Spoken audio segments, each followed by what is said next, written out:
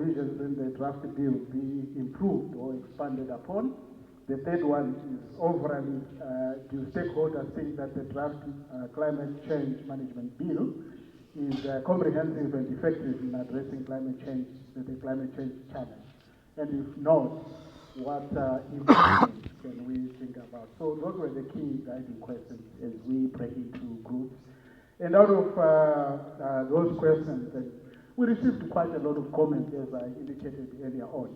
The first being the need to look at various pieces of legislation that have an implication or may be related to climate change.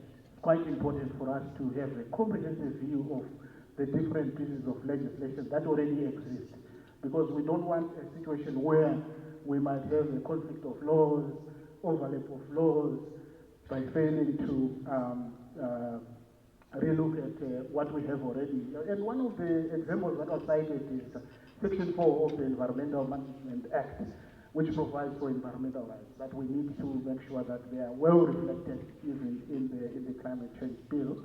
And also looking at the ongoing processes around reforming the Parks and Wildlife Act, as well as the Civil Protection Act, among others. So those were just examples that were picked by the group that was dealing with guiding principles and mainstreaming climate change in development planning.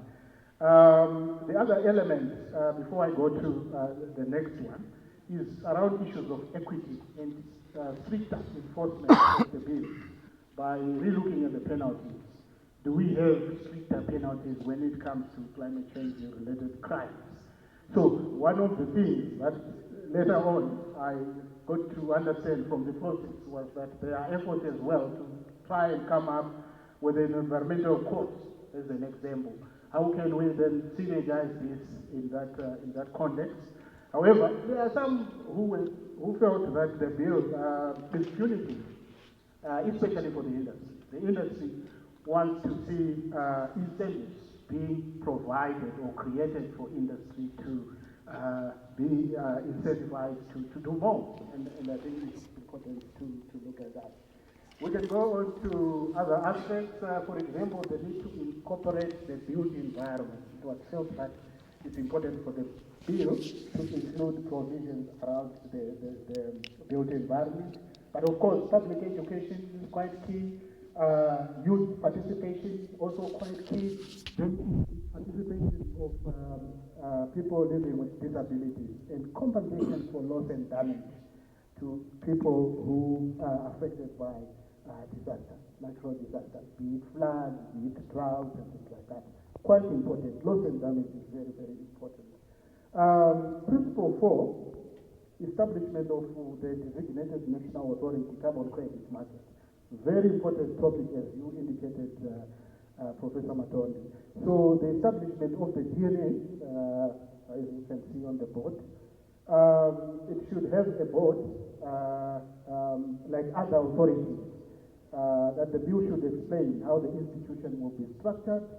It was also felt that the DNA should have a CEO, Chief Executive Officer, that the DNA should be structured the same as other authorities, that they were just giving examples like Vera, Potras, among others, that are established as authorities. Then that the bill should have power and flexibility in terms of its management, especially in the carbon credit market. Then participation in carbon trading, very, very important.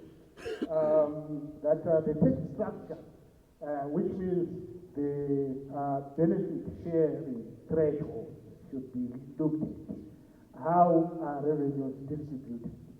That we need to relook at that. Engagement with the stakeholders, definitely, when it comes to the carbon credit market. Then DNA should also have standards for monitoring and follow-up, especially of carbon credit projects. Then the DNA should be independent. I had left out that point as well. It was felt that it should be an independent regulatory body. We can go on to principle 3 on measuring, reporting, and verification. An important topic. There were several aspects that were picked by stakeholders. The first relates to reporting, that the bill needs to clarify which departments are responsible for collection of data from key players, for example, polluters, and to track emissions. And then the aspect around enforcement, clarification regarding the level of fines and how this works with offsetting greenhouse gas levy. Then transparency issues. The bill should include a clear framework for monitoring and tracking emission reduction.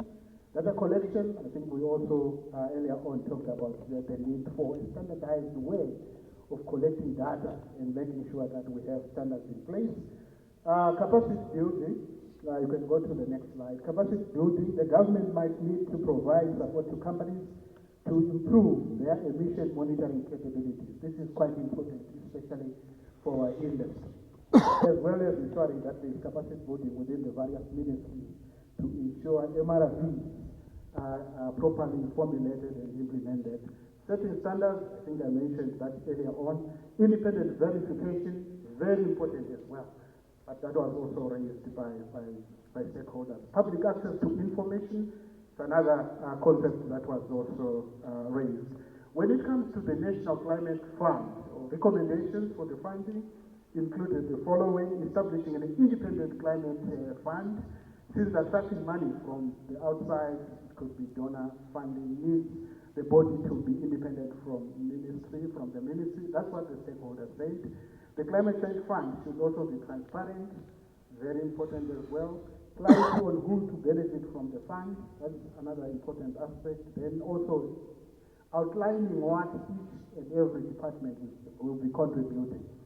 Then the need for representation of vulnerable communities, for example, in the management of the fund, possibly. Then auditing, another important transparency and accountability related aspect.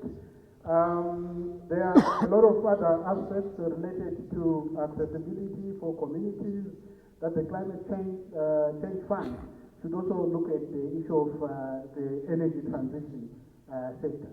Quite important. I think that's an important and powerful point with regards to Zimbabwe's position in the energy transition mineral sector. You might refer to the rich lithium resources that we have as a country.